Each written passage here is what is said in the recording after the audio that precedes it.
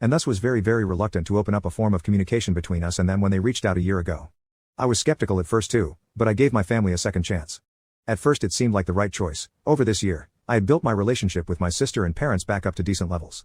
We talked about my life and theirs regularly enough, and it really seemed like my parents had changed their act. It seemed like my sister had changed too. She apologized for her actions when we were younger. Our relationship became so much better. In fact, my parents and sister asked me if they could come over during the holidays to meet Cindy. Considering they were not invited to our wedding or anything, they had not met her. I discussed their offer with Cindy and she was firmly against it.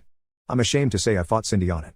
She said she had a bad feeling about it and told me that meeting up with them was a bad choice. She always had amazing intuition about these things and I should have listened.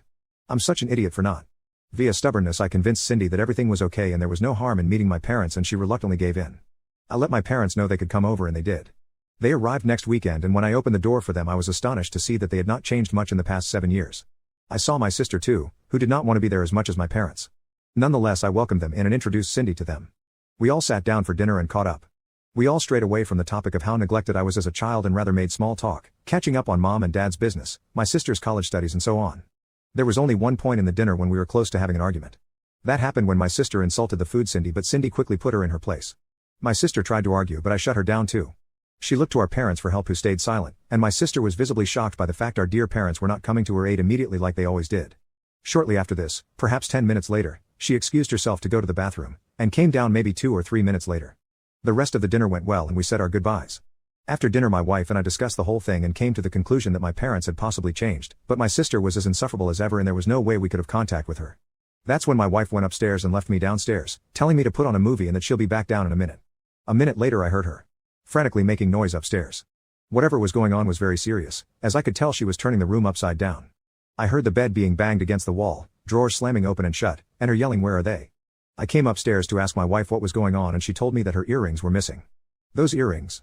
For context, my wife owns a special pair of earrings she only wears on the most rare occasions. These earrings are very old, passed down for now 4 generations, and are priceless to her, as well as valued very high in the market. Well, these earrings were missing. We turned the house upside down and did not find them. With no luck, my wife asked me if it was possible that my sister took them. That's when I realized. After getting angry that Cindy shut her insults down, she went upstairs. My wife had left the earrings on the nightstand. My sister used to be a kleptomaniac when we were little, and my parents always enabled her. It all clicked. It simply had to be my sister. My wife flipped out at me, yelling at me for inviting someone I knew was a kleptomaniac into our home and not informing her of it. She stated had she known she would have never allowed my sister to come over. I apologized over and over to her, and it took a lot for me to convince her not to take my head off. I realized I had effed up very badly and rushed to contact my parents. I was able to call them and demanded to speak to my sister. I accused her of stealing my wife's earrings, and I got a, "maybe I did, maybe I didn't" from her, alongside a laugh. That settled it. I knew she did it, she knew I knew she did it, but there was nothing I could do to get them back. Or could I? I had a way to go nuclear on them, but at first I didn't want to. I assured my wife I would get her the earrings back. I contacted my parents demanding for them to force her to give them back. They told me that although they sympathized with my wife, my sister was a grown woman and they could not force her to do anything. They also told me I had not proof, and although that was true, everyone under the sun knew she had stole it. So here is where I threatened my parents to go nuclear. They had mentioned to me that they were still running their business over the dinner, and I remember that business very well. It was very shady, taxes were avoided, it was a miracle nobody had reported them for it yet. It was a fake charity that looked legit on the outside more or less. Well, I told my parents that either their daughter give us back the earrings, or there will be an anonymous tip given about their business. My parents crapped themselves so much that they drove for 5 hours with my sister the very next day to give me back those earrings. Well, my wife convinced me to be petty.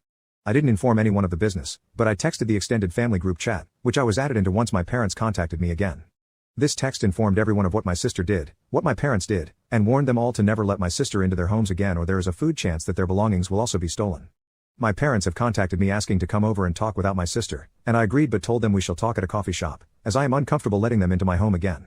My wife did not want me speaking to them, but as far as I am concerned, they're dead to me, I'm only going to talk for closure.